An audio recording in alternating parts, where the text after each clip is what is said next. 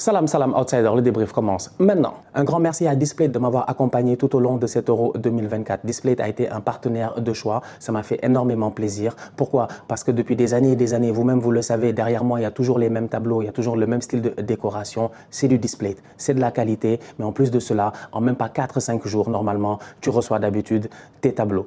Donc, j'ai envie de les remercier. Merci de m'avoir accompagné au courant de cet Euro. Pour ceux qui ne savent pas c'est quoi Displayed, eh ben Displayed, c'est ça. Avec plus de 1,5 million de designs disponibles et plusieurs licences officielles, vous ne serez jamais à court d'inspiration pour votre décoration. Displayed, c'est un poster en métal beaucoup plus durable, beaucoup plus écologique et super facile à installer. Étape 1, tu protèges ton mur. Étape 2, tu colles ton aimant. Étape 3, tu choisis ton Displayed et tu l'accroches.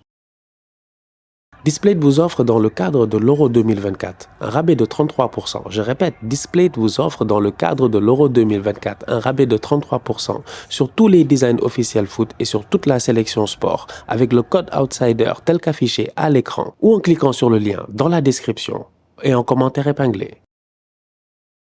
N'oubliez pas de profiter du code outsider, c'est important, c'est un soutien pour la chaîne et au-delà de cela, ça vous permet d'avoir un produit de qualité.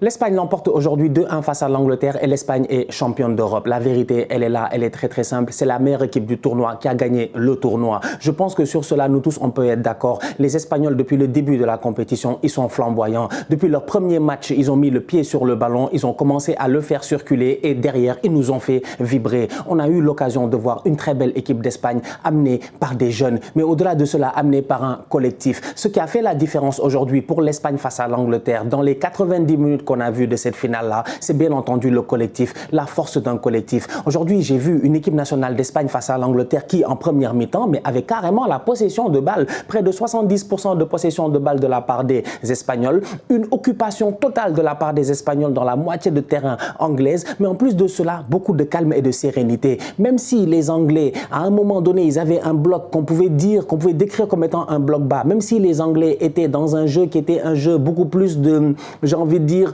en rétention, c'est-à-dire ils ne prenaient pas beaucoup de risques. Ils ont essayé de sortir, mais ils ne réussissaient pas forcément à sortir. Même s'il y avait peu d'espace, les Espagnols ont essayé de trouver les espaces. Franchement, aujourd'hui, on l'a vu. Première mi-temps, Nico Williams est sur le côté. Plusieurs fois, il réussit ou il tente de faire la différence. Nico Williams va attaquer Kyle Walker. Il sait que Kyle Walker est rapide. Il sait que Kyle Walker est dangereux. Mais Nico n'a pas peur. Que ce soit Bukayo Saka ou Kyle Walker, il tente de créer ce déséquilibre-là à travers des dribbles, à travers un jeu de rein, à travers des ballons balancés, des exters et tout ça. On a vu franchement un Nico Williams virevoltant. De l'autre côté, on a vu un Lamine Yamal qui a galéré en première mi-temps. Pourquoi? Parce qu'en Angleterre, aujourd'hui, Southgate a décidé de faire jouer Luke Shaw. Nous qui regardons la première ligue, on sait que Luke Shaw, c'est un bandit.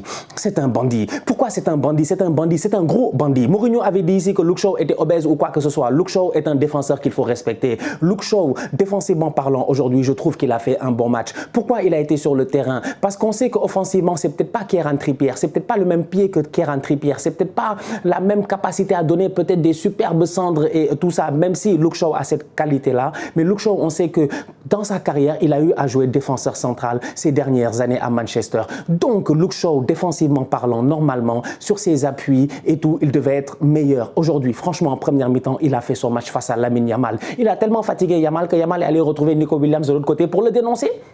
Yamal est allé dénoncer Luke Shaw en allant voir, je dis bien Nico, en lui disant Nico, viens, on va jouer ensemble parce que je galère. Nico est même venu du côté de Yamal pour qu'ils essaient peut-être à deux de fatiguer Luke Shaw. Donc aujourd'hui, on a eu une première mi-temps où c'est normal, c'est une finale. Tu as une équipe nationale d'Angleterre qui ne tente pas énormément, essaie de sortir mais n'a pas le ballon et donc du coup, elle galère. Et tu as une Espagne qui est calme, qui est posée, qui malgré le fait que les Anglais défendent et tout, qui a peu d'espace, continue à attaquer. C'est ça la force de l'Espagne. Les Espagnols aujourd'hui, le contre-pressing extraordinaire. Combien de fois on a vu l'Angleterre perdre le ballon dans ses 20 mètres et les Espagnols automatiquement activer le contre-pressing? Combien de fois on l'a vu? Dani Olmo, Morata, Lamine Yamal, Nico Williams, machin, tu réfléchis même pas, Fabian Ruiz, Rodrigo, Lenormand, machin, ils avancent tous ensemble. Ils viennent tous s'acculer dans ta moitié de terrain. Mais l'Espagne aujourd'hui, qu'on le veuille ou non, depuis le début de la compétition, mais c'est qui l'équipe qui a eu le plus de collectifs que eux? Personne n'a eu ça. C'est le retour du football qu'on aime. Franchement, mais je remercie les Espagnols. Le retour du football collectif, le retour du football en équipe. Mais le match de Cucurella, franchement, c'est-à-dire que Cucurella, toute la saison, ok, vous me direz, les fans de Chelsea nous diront effectivement, en deuxième partie de saison, il a été très très bon au niveau de Chelsea. Mais Cucurella, depuis qu'il a quitté Brighton, franchement, on le cherche, on ne sait pas il est où. Il est arrivé en Allemagne, il nous a dit coucou, je suis là.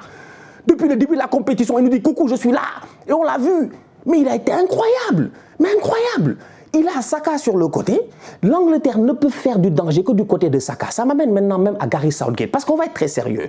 L'Espagne, là, de la Fuente, elle s'en sort parce que c'est un collectif, c'est une équipe, c'est une famille. On l'a vu. Rodri sort à la mi-temps. Tu ne le sens même pas. Zubimendi, que tu n'as presque pas vu, te sort une top performance. C'est pour vous dire à quel point c'est un collectif. Morata court pendant 70 minutes. Il presse, il fatigue les gars. Il sort. Oyarzabal, franchement, Oyarzabal, nous on connaît quand même, on connaît notre boy, il vient, il claque ce but-là. C'est un collectif, Cucurella qui court comme un malade à la dernière occasion là pour aller faire cette passe décisive sur le côté gauche, mais c'est incroyable. Donc c'est une équipe d'Espagne qui gagne, mais de l'autre côté, en Angleterre, je suis désolé, aujourd'hui, tactiquement parlant, tu regardes le match, on va être très sérieux, respectons-nous, mais à part le côté de Saka, ça a attaqué de où? Tu veux faire comment mal aux Espagnols? Je vous l'ai dit, les Espagnols jouaient le pressing. Quand ils perdent le ballon, ils contre-pressent automatiquement. Ils empêchent les autres de pouvoir sortir. Tu vois tu regardes la télé, tu vois les Lenormand, les Laporte qui sont au-delà même du rond central en fait. Tellement ils sont en train d'acculer ces Anglais-là. Ils sont en train de vraiment essayer de les mettre dans un espace et de leur dire vous n'allez pas sortir de là. Mais c'est normal que les Anglais s'en sortent pas. Pourquoi? Parce que Phil Foden nous fait un match de tocard. On va être très sérieux, il ne s'en sort pas. Galère le Phil Foden. Aujourd'hui, son match n'a pas été bon. Sa compétition n'a pas été bonne. On est d'accord que la saison a été exceptionnelle, mais il faut dire les choses telles qu'elles sont. On connaît Phil, ça a été dur. Au début, il y a eu un problème de positionnement, mais à la fin, ça a plutôt été peut-être un problème de confiance et de qualité. Phil n'a pas été bon. Bellingham, il est sur le côté gauche. Pour faire quoi? Tu ne fais pas jouer Trippier sur le côté là-bas. Bellingham, tu le mets sur le côté là-bas parce que Foden doit jouer dans l'axe. Saka est le seul danger qu'il y avait au niveau de l'Angleterre en fait. Harry Kane dézone, il vient au même niveau que Foden. Tu ne peux pas quand même attaquer si ton attaquant était milieu de terrain. Ils sont tous au même niveau, franchement. Il n'y a aucun danger dans la surface de réparation. Le premier danger espagnol dans la surface de réparation espagnole arrive, je pense que c'est une perte de balle même. C'est une perte de balle d'un joueur espagnol, je ne sais plus qui. Et puis, je pense que c'est Fabian Ruiz. Et puis, il y a genre, le ballon passe entre les jambes de 3 joueurs.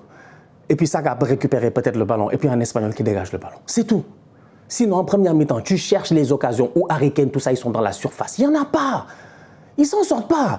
Donc, Harry Kane sort à l'heure de jeu ou quoi que ce soit pour Watkins, c'est normal parce que ce n'est pas un attaquant de fixation. Même en pivot, c'est difficile de jouer avec lui. L'entonnoir au milieu de terrain espagnol est dangereux. Les boys ne s'en sortent pas. Ils ne réussissent pas à vraiment trouver les décalages qu'il faut. Donc, tu ne peux pas faire la différence sur le côté de Dani Carvajal parce que tu n'as pas un joueur offensivement parlant capable de le faire aujourd'hui. Bellingham ne pouvait pas le faire, on l'a vu en première mi-temps, ça a été difficile. Carvajal le connaît très bien, il l'a accueilli à Madrid, c'est pas aujourd'hui qu'il va laisser Jude venir et le dribbler comme du n'importe quoi. Donc Jude ne réussit pas à le faire. Luke Shaw est monté une fois ou deux, mais sinon c'était difficile pour lui parce qu'il fallait faire attention derrière parce qu'il y avait Yamal. La preuve, on est revenu de deuxième mi-temps. Yamal, dès qu'il a eu une occasion de s'enfuir, il s'est enfui, il a fait la passe décisive à Nico Williams. Donc l'Angleterre, pendant tout le match, tu les regardes jouer, tu te dis, ok, ils vont claquer un but, soit si les boys réussissent sur un exploit à faire l'action du siècle, ou sinon sur coup de pied arrêté. Mais sinon, dans le jeu en tant que tel, c'est difficile, parce que l'équipe, encore une fois, elle est déséquilibrée. Kobe Mainoo est au milieu de terrain, c'est un jeune joueur très talentueux, mais aujourd'hui, malheureusement, il a été under the level, ça a été difficile pour lui. Mais c'est normal, tu ne touches pas le ballon. On était à la 39e minute, il y a une statistique qui sort, il y a genre 160 passes pour les Espagnols, il n'y a même pas 50 passes pour les Anglais. Ce qui veut dire qu'à la 40e minute, il y avait 3 fois plus de passes pour les Espagnols que pour les Anglais. C'est abusé, c'est trop. Parce que l'Angleterre n'est pas une équipe qui pouvait tenir et sortir et puis bluffer le monde d'une manière extraordinaire. C'était trop. Aujourd'hui, ils ne sont pas gérés, ils n'ont pas été bons sur le terrain. Harry Kane, il est là, il ne fait pas un bon match, mais en plus, il n'a pas de baraka. Mais toute sa vie, il n'a rien gagné. Mais même moi, j'ai gagné une tombola en 6e. En fait, je ne comprends pas, mais gagne un truc. Harry Kane, apparemment, il n'a rien gagné. Tout tirage au sort dans sa vie qu'il a fait, il a perdu. Harry, c'est pas possible. Tottenham, tu n'as rien gagné. Bayern, tu arrives. Ça fait 10 ans, ils sont champions d'Allemagne d'affilée. 10 ans, ils gagnent chaque année. Tu arrives, ils ne gagnent pas. L'Angleterre, 2 finales d'affilée. ça ne gagne pas. À domicile, vous ne l'avez pas conservé, vous n'avez pas réussi. À l'extérieur, en fait, it's never coming home. En fait, it's never coming home. Il n'y a pas de domicile d'extérieur et tout ça. It's never coming home because the cup doesn't belong to you. It doesn't belong to everything. Il n'y a pas de home. Vous dites, il n'y a pas de home. Vous êtes une bande de j'allais dire une bande de SDF. Vous n'avez pas de domicile, vous fatiguez. Quand même, c'est incroyable. Vous, it's coming home, it's coming home, it's coming home. Ils nous ont fatigués ici, it's coming home. Avec Harry Kane, ça ne va jamais venir, franchement, je suis désolé. Harry Kane a même quitté la maison. Il a quitté l'Angleterre pour aller à l'extérieur en se disant peut-être que lui, ça va, il n'y a rien qui est venu. Harry Kane, sa compétition n'est pas bonne, malheureusement. Il a été assez décevant. Donc, tu as une équipe anglaise qui, encore une fois, perd la finale. Je pensais que ça allait se jouer à l'expérience, que l'Angleterre, après avoir perdu il y a 3 ans face aux Italiens, ils avaient appris de leurs erreurs et tout. Mais malheureusement, ils sont juste tombés face à une équipe qui est juste beaucoup trop forte, en fait. Les Espagnols, tout le match, ils ont géré. Tout le match, ils ont géré. Collectivement, ils ont géré. Toutes les rentrées, tous les joueurs qui sont rentrés ont fait une belle rentrée. Même Nacho Fernandez, il rentre pour quoi? 7 minutes, 10 minutes, mais assez pour aller foutre le bordel, aller trouver sa faute. Cucurella, on le touche, Saka le touche un peu, il tombe, il truc. En fait, ils ont été très intelligents dans tout ce qu'ils ont fait. Quand il fallait jouer au football, ils étaient là. Quand il fallait faire les roublards et les bandits, ils étaient là. On a vu Carvajal prendre un carton rouge en quart de finale, se sacrifier pour son équipe. En fait, franchement, c'est eux qui méritent. Hein. C'est eux qui méritent. C'est eux les champions. C'est eux les champions. C'est eux les réfés. C'est eux les réfés. C'est eux les réfés. Cette année, encore on est reparti sur une domination du football espagnol. On est fatigué. On est fatigué. Ils ont fait ça en 2008, ils ont enchaîné 2010-2012. Yamal, dans 2 ans à la Coupe du Monde, il va avoir 18 ans. On est mort. À la finale de la Coupe du Monde, dans 2 ans, il a 18 ans. Peut-être qu'il va être champion du monde à 18 ans, champion d'Europe à 16 ans. Bon, allez, une journée de plus, 17 ans. En fait, Yamal, il peut finir le jeu à 20 ans. C'est possible. À 20 ans, il peut finir le jeu, finir avec nous. C'est pas possible. C'est trop tôt, c'est trop précoce. Ça va trop vite. Ça va trop vite. Mais ça a l'image du talent. Aujourd'hui, le petit, tu le vois dans une finale. C'est un match pour les adultes. C'est un match pour les grands. C'est pas un match pour les enfants. Moi, j'aime bien Yamal et tout ça. Ne me parlez pas d'âge. Comme vous voulez, c'est vous qui parlez. Vous avez le droit de dire ce que vous voulez. Ne me parle pas d'âge, machin. Mais à un moment donné, on va te parler d'âge. Si nous, on sort aujourd'hui en boîte de nuit, on a le droit de sortir, d'aller faire ce qu'on veut et tout. Toi, tu ne peux pas sortir. Tu es obligé de rester dans la chambre. Donc, on va te parler d'âge. Tu as 16 ans, tu viens pour une finale. Tu as eu 17 ans hier, tu arrives pour une finale. Mais tu es un enfant, mais tu joues un match de star. Franchement, un match de roublard, un match de tonton. Pas un match de tocard. C'est compliqué, c'est difficile, tu restes posé, tu restes calme. Quand tu donnes le ballon, on sent que tu cherches des solutions. Quand tu n'en trouves pas, tu ne prends pas beaucoup de risques, tu joues safe, tu te retournes, tu donnes à un Dani Carvajal ou tu donnes à un milieu de terrain. Franchement, Yamal aujourd'hui, Dani Olmo, exceptionnel, mais exceptionnel. Franchement exceptionnel. C'est Dani Olmo, il a un euro de héros. Dani Olmo, il a été sensationnel. Franchement, toute la compétition, chaque fois qu'il est... En fait, lui, il est rentré. Après, il a pris sa place de titulaire. Pedri s'est blessé, il a pris sa place de titulaire. Et depuis lors, incroyable. Incroyable. Les petits espaces. Comment les Espagnols, combien de fois aujourd'hui tu les as vus?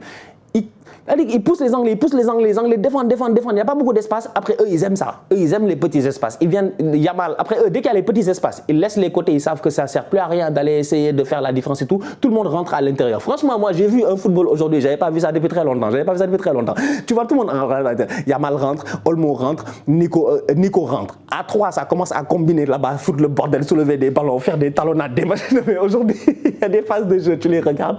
Tu es comme non, l'Espagne, c'est le football. C'est le football. Top performance de la part de Dani Olmo aujourd'hui. Yamal excellent. Nico Williams buteur en finale. C'est très bien. Bravo à lui. Yamal, je ne sais même pas il a combien de passes décisives dans le tournoi, mais je pense normalement, est-ce qu'il finit pas meilleur passeur décisif du tournoi? Vraiment, ils ont été bons. Ils ont été très très bons. Ils ont vraiment été très très bons. Moi, je pense que les Espagnols, ils sont à saluer. Il y a 3 ans, ils avaient été éliminés en demi-finale de l'Euro au penalty face à l'Italie dans un match où n'importe quelle des deux équipes aurait pu gagner. Je me rappelle, j'étais à Wembley, j'avais eu l'occasion et la chance d'aller à Wembley pour regarder la demi-finale Espagne-Italie. C'est la première fois que je voyais jouer Barella, la première fois que je voyais jouer Pedri qui sortait d'une saison extraordinaire. Je dis bien extraordinaire parce que c'était l'année des JO. Pedri sortait d'une saison extraordinaire avec le Barça, il avait enchaîné avec les JO. Depuis lors, il n'arrête pas de se blesser. Donc c'était un match qui était très équilibré. Je pense que c'est Morata qui marque, Chiesa qui marque 1-1, prolongation. Je ne vais jamais oublier, mais ça a été un moment exceptionnel dans ma vie parce que je me suis senti privilégié en fait de regarder cette qualité de jeu là et tout. Donc ces Espagnols là, il y a quelques années, ils auraient pu aller en finale de l'Euro. Ils auraient même pu gagner l'Euro en fait. Il leur manquait un petit truc. Il leur manquait Nico Williams et Lamine Yamal. Ils sont arrivés, ils ont gagné l'Euro. Top performance, bravo. Côté anglais, il y a de quoi avoir quelques déceptions. Bellingham, malheureusement, son euro aujourd'hui un peu difficile et tout, mais je pense que tactiquement aussi, ça les a pas aidés. Les Anglais, il faut qu'ils se gèrent, il faut qu'ils apprennent à se gérer. Ça n'a pas aidé. Tactiquement, il y a eu trop de tâtonnements. Les joueurs n'ont pas réussi vraiment à trouver les repères qu'il fallait. C'est important d'avoir des repères, tu vois. Du côté espagnol, ils ont joué sur des valeurs sûres. Il n'y a pas grand-chose qui a changé. Les latéraux n'ont pas changé. La défense n'a pas changé, à part pour le premier match, je pense, où il y avait Laporte n'a pas joué et tout. Mais sinon, mis à part ça, il n'y a pas grand-chose qui a changé, en fait. Le gars a joué sur des certitudes et sinon, il faisait des changements qui étaient pertinents et il essayait d'impliquer le maximum de joueurs possible parce que franchement, tout le monde a été impliqué. Même les Rossellou, ils ont été impliqués dans le dispositif, en fait, dans cette compétition. Tout le monde a été impliqué et tout le monde a amené sa pierre à l'édifice. Du côté anglais, malheureusement, moi je trouve que c'est un grand championnat. Il y a de très très grands joueurs, mais de temps en temps, quand tu as des grands joueurs, je l'ai dit ici plusieurs fois, il faut un coach qui a de la personnalité.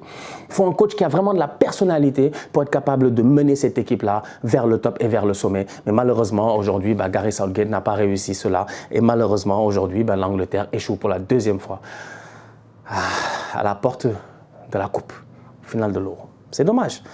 C'est dommage, mais ça n'a pas été facile, ça a été dur. Ils sont tombés face à une vraie équipe de football. Franchement, ils sont tombés face à une vraie équipe de football et la différence est faite. Elle s'est faite là. Donc là, on va aller en vacances. C'est terminé, les boys vont aller en vacances. On va tous aller en vacances en fait. La saison, elle a été longue. Peut-être qu'il y en a qui vont regarder le débrief de la Copa América tout à l'heure. Parce que nous, on est encore là, mais c'est presque la fin. Et voilà, franchement, ça a été une belle saison. Belle saison de football européen. Moi, j'ai eu du plaisir. Moi, je ne sais pas pour vous, moi, j'ai eu du plaisir. Toute l'année encore. Des hauts, des bas. C'est juste le problème, c'est l'Espagne. Là, moi, ils me traumatisent. De toute façon, ils ont pris Ligue des Champions. Et là, ils ont pris Euro, là. La dernière fois qu'ils avaient pris l'Euro, en plus, c'était une équipe beaucoup plus, je pense, c'était une équipe un peu plus Barça, en 2012, c'était une équipe un peu plus Barça. Là, si tu regardes, je te dis, c'est une équipe un peu plus équilibrée quand même, parce que Laporte qui joue en Arabie Saoudite, qui te fait, mais 1 euro de boss, c'est en fait, c'est top. Ça montre que le niveau en Arabie Saoudite, vous pouvez parler jusqu'à demain, mais franchement, si vraiment il n'avait pas le niveau, il aurait souffert. Laporte n'a pas tant souffert que cela. Cucurella qui est arrivé, qui s'est transformé, mais c'est un mix en fait là. C'est un mix, le Paris Saint-Germain, un peu de Leipzig, un peu de Bilbao, un boy du Barça avec Yamal, Manchester City, Atlético Madrid, Real Madrid. Franchement, c'est vraiment un melting pot, ça change un peu. Je pense que l'Espagne a de belles années devant elle et je pense que 2026 va être une belle année pour le football espagnol à la Coupe du Monde. Attention à eux, mais il y a moyen qu'ils le fassent. Donc voilà.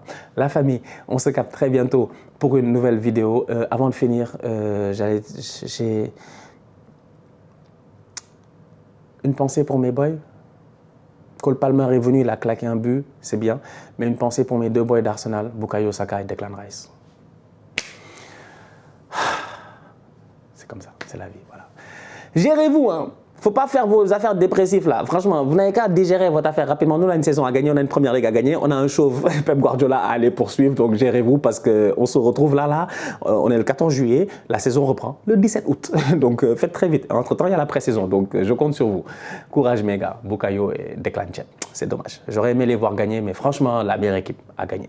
La famille, on se capte très bientôt pour une nouvelle vidéo. D'ici là, on continue à liker, on continue à partager. On s'abonne. On est ensemble, on reste en santé, c'est le plus important. Tous outsiders.